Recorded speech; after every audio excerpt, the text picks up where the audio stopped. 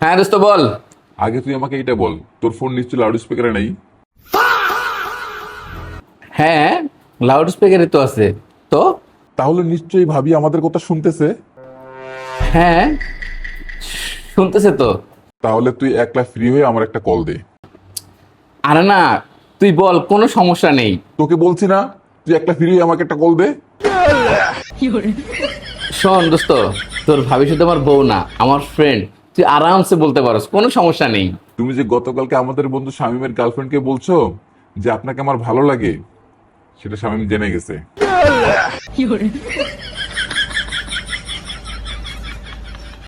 আচ্ছা, তার মানে তুমি এখন তোমার বন্ধুর গার্লফ্রেন্ডে পর্যন্ত প্রপোজ করা শুরু করে দিছো? মানে তুমি কি কোনোদিনও ভালো হবা না? তুই আমার কথাটা শোনো একটু। আমার কথা শোনার পর তারপর বলো। বলো। আমার ওই শামীম ফ্রেন্ড আছে না, ওর যে গার্লফ্রেন্ড, একদম সেম টু সেম তোমার মতো দেখতে। তোমার মতো নাক, তোমার মতো চোখ, তোমার মতো ঠোঁট, মানে কি বলবো, একদম কপি। আমি সেই জন্য বলছি যে তোমাকে আমার ভাল লাগে। তাই না? এই মাহফুজা, ঝাড়ুটা নিয়ে আয় তো।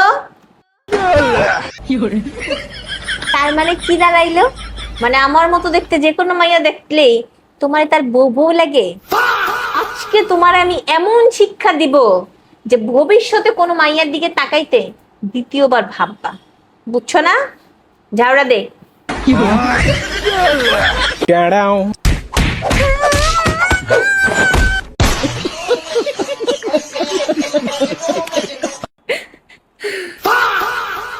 আপু, তুমি শুধু শুধু কান্নাকাটি করতেছো। এমনও তো হতে পারে ভাইয়া কাজটা করেনি, ভাইয়া আসুক, ভাইকে তুমি জিজ্ঞাসা করো। যদি সে কাজটা করে, তারপর একটা পদক্ষেপ নেওয়া যাবে। তারপর তোমার যা মনে চায় তুমি তাই কইরো। ওই যে মনে হয় ভাইয়া আসলো। টানটানা। কিরে চন্নি, কি অবস্থা? সাবধান, ঘরে কিন্তু 440 বোর্ড চলতেছে, যে কোনো সময় শক খাইতে পারো। কেন, কি হয়েছে রে? আমি কি জানি কি হয়েছে, তুমি ভালো জানো। আমি তো কিছু করিনি।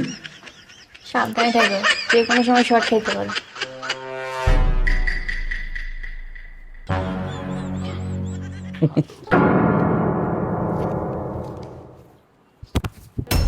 কই? হ্যাঁ কই? কি কই? কি কই জানো না? নাটক একদম কমায় করবা, একদম কমায় নাটক করবা। সেই মাইয়া কই সেটা বলো। হ্যাঁ, মাইয়া? কোন মাইয়া? যেই মাইয়ারে তুমি বিয়ে করছো সেই মাইয়া কই? আজকে আমি বিকেল বেলা ঘুমাইয়া স্বপ্নে দেখছি যে তুমি আরেকটা মাইয়ারে বিয়ে করছো, সেই মাইয়া কই? তুমি স্বপ্ন দেখছো, বুঝছো? তুমি স্বপ্ন দেখছো, আর স্বপ্ন কখনো সত্যি হয় না, বুঝছো? শোনো, এসব স্বপ্ন টপ্ন দেখে মাথা গরম করো না। স্বপ্ন স্বপ্নই থাকে, স্বপ্ন কখনো সত্যি হয় না। আর আমার জীবনে তুমি ছাড়া আর কোনো মেয়ে নেই, এটা তুমি বোঝো না।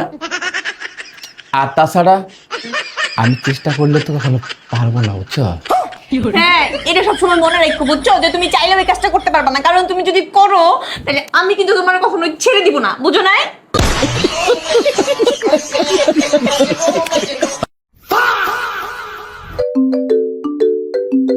আম্মু ফোন দিছে, এখন কি করবো? রিসিভ করে লাউড স্পিকার দাও। জি আম্মু। কি ব্যাপার, তোমরা কোথায়? আমরা তো বাসায় চলে আসছি, কেন, কি হয়েছে? বাসায় চলে গেছো মানে কি? হ্যাঁ, তোমরা এইভাবে না বলে কিভাবে চলে গেলা? তোমরা তো এখনই আমাদের বাসায় ছিলা। আমরা তো দেখলাম আপনার মেজো মেয়ের জামাইকে নিয়ে খাতিরদারিতে ব্যস্ত, তাকে ভিআইপি ভাবে আপ্যায়ন করে দিয়েছেন, তাই আমরা বাসায় চলে আসছি। আর তাছাড়া কাবাবের মধ্যে হাড্ডি হয়ে লাভ কি, তাই আমরা চলে আসছি। আহা, এটা কেমন কথা বললা বলো তো? আরে ও তো, তুমি তোমার বড় মেয়ের জামাই, ও হচ্ছে আমার মেজো মেয়ের জামাই। এখন ও খাওয়ার সময় চলে আসছে, তাই আমি বুঝি যে খাওয়া দাওয়া করে সেই তারপরে চলে যেতে। কারণ খাওয়ার সময় কেউ আসলে না খেয়ে গেলে কেমন দেখায় বলো তো? আর আমি তো তোমাদেরকেও খাওয়া দাওয়া করাবো, আমি তো প্লেট আনতে গেছিলাম, এসে দেখি তোমরা নাই। এটা হইলো? শোনো আম্মু, তোমার বড় জামাই কিছু বলে না তার মানে এই না যে আমরা কিছু বুঝি না। তুমি তোমার মেজো জামাইকে বিনা দাওয়াতে কাচ্চি বিরিয়ানি, মোরগ পোলাও, ডিমের কোরমা, তারপর চিকেন ফ্রাই, এগুলি এমনি এমনি বানাইছো? হ্যাঁ রাইতাও ছিল। হ্যাঁ, আবার তো রাইতাও তো ছিল। আর তোমার মেজো বোনের জামাইকে এসি রুমে নিয়ে আপ্যায়ন করাইছে। আবার তুমি তোমার মেজো জামাইকে কি করছো, এসি রুমে বসায় আপ্যায়ন করতেছো। আর তোমার বড় জামাই তোমাদের বাড়িতে গেলে তো মসুরের ডাল ছাড়া আর কিছুই জোটে না, একটা কুলারও তো দাও না। বেচারা ঘেমে টেমে বেচারার অবস্থা খারাপ, বেচারা ট্যান পড়ে গেছে, কালো হয়ে গেছে। শোনো আম্মু, কাজটা তুমি একদমই ঠিক করো নাই। এভাবে তোমার অপমান করা উচিত হয়নি। আর আম্মু বাদ দেন তো ওদের কথা আপনি মন খারাপ করেন না। আর তোমরাও না শুধু শুধু আম্মুকে প্যারা দিতেছো। আরে বাবা শোনো, আমি তো বুঝি নাই তোমরা এত তাড়াতাড়ি রাগ করে চলে যাবে ছোট্ট একটা বিষয় নিয়ে। শোনো, তোমরা রাগ করো না দয়া করে। এটা আপনি কি বললেন? আমি কি কখনো আপনাদের উপর রাগ করে থাকতে পারি? আর কখন রাগ করছি? আমি তো সবসময়ের জন্য আপনাদের বাড়িটাকে নিজের বাড়ি মনে করি। আর তাছাড়া একবার ভাবেন, আপনাদের বাড়িতে যাওয়া আসা যে তেল খরচ হয়, ওই তেলের টাকা দিয়ে আমি 5 স্টার হোটেলে পেট ভরে খেতে পারি। কি ঠিক বলছি না? এটা তো তুমি ঠিকই বলছো। আচ্ছা ঠিক আছে, তাহলে তোমরা যেহেতু এইভাবে চলে গেলা, তাহলে তোমরা আমার পক্ষ থেকে একদিন 5 স্টারে খেয়ে নিও। আরে আম্মু, আপনি এটা কি বলতেছেন? আমরা তো এমনিতে খেতে যাচ্ছিলাম, তাই না? ও আচ্ছা আচ্ছা, তাইলে যাও। আচ্ছা কোন নাম্বারে টাকা পাঠাবো বলো তো? নাম্বার তো আমার এইটা। থাক আম্মু, আপনার টাকা দেওয়া লাগবে না, এসব টাকার কথা বলেন না তো। আচ্ছা দেখো, 10,000 টাকা চলে গেছে। মেসেজ তো এখনো আসে নাই। হ্যাঁ আসছে। কিন্তু আম্মু, কাজটা কিন্তু আপনি একদমই ঠিক করলেন না। টাকা পয়সা পাঠানোর কি দরকার ছিল? আমরা তো এমনিতে খেতে যাচ্ছিলাম, তাই না? আচ্ছা শোনো, তোমরা খেয়ে নিও। হ্যাঁ, আর শোনো, তোমরা কিন্তু মন খারাপ করো না। আবার কবে আসবো আমাকে বইলো, তাড়াতাড়ি চলে এসো। হ্যাঁ সেটা ঠিক আছে আম্মু, আপনি কিন্তু নিজের প্রতি একটু যত্ন নিয়েন। হ্যাঁ, ঠিকঠাক একটু খাওয়া দাওয়া করেন। আচ্ছা ঠিক আছে আম্মু, তাহলে রাখি। হ্যাঁ,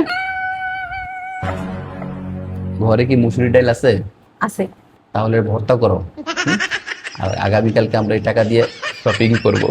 আচ্ছা ঠিক আছে। টাকা তো 10,000 ঠিকই পাইলা, কালকে কিন্তু আমার একটা জামা কিনে দিতে হবে।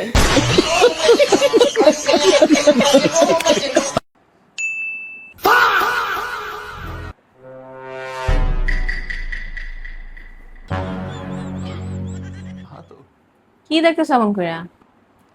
না, দেখতেছি আমাদের ঘরে তো মোটামুটি সবকিছুই নতুন এখন। খাট নতুন, টেবিল নতুন, পর্দা নতুন, সোফাও তো নতুন।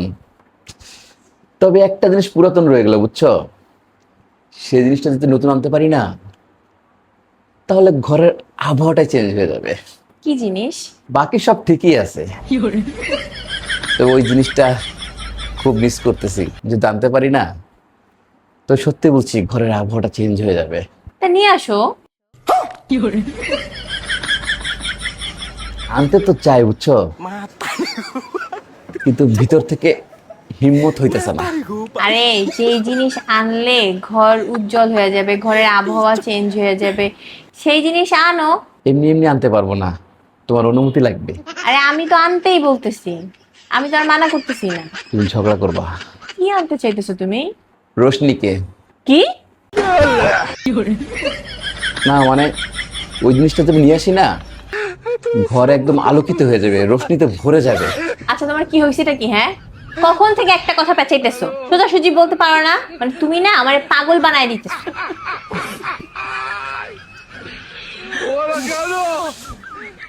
যদি সত্যি সত্যি জিনিসটা আনতে পারতাম না, তাহলে মজাই হইতো।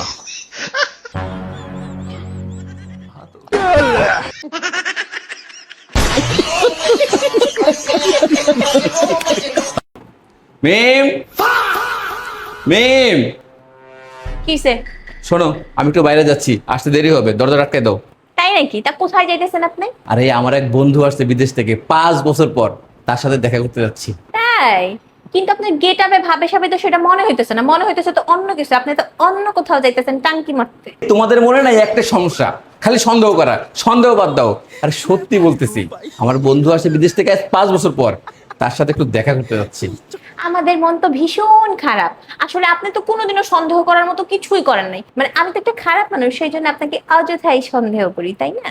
যাইতেছেন যান, একটু তাড়াতাড়ি আসেন। আর শোনেন, এই জিনিসটাই আমার ভালো লাগে না। মানে আমি তোমারে কতবার বলছি যে বাইরে যাওয়ার সময় একটু পারফিউম দিয়া যাও, তোমার শরীর থেকে তো ব্যাড স্মেল আসতেছে। চাইতেছো বন্ধুর সাথে দেখা করতে, সে কি তোমার শরীরের ব্যাড স্মেল শুকবে? আহা, তুমি তো জানোই যে রাত্রে বাইরে গেলে আমি কখনো পারফিউম ইউজ করি না। কেন? রাতে পারফিউম দিলে কি হয় শুনি? আরে আমার মা বলতো রাত্রে পারফিউম দিয়ে বাইরে গেলে নাকি পেতনিতে ধরে। তোমার মা বলছে দেখা কি তোমার পেতনিতে ধরবে? তুমি কি কোনোদিন রাতে পারফিউম দিয়ে বের হও নাই? দিছিলাম একদিন, কবে? ওই তোমার সাথে যেদিন আমার প্রথম দেখা ওই দিন। কি? না মানে ওই দিন থেকে কেন জানি মনে হইতেছে আমার উপরে কোনো পেতনি ভর করছে। আজ 5টা বছর এখনো মনে হয় পেতনি ভর করে আছে। কি ধরনের উল্টাপাল্টা কথা এগুলা? হ্যাঁ, এগুলো সব তোমার মনের ভুল ধারণা। আজ এরা যত সব কথা। থাক না, বাদ দাও। রিক্স নেওয়ার কি দরকার বলো? মুরব্বীদের কথা শুনতে হয়। সব ঘোড়ার ডিমের কথা। যাও তাড়াতাড়ি এসো। আচ্ছা। बच गया साला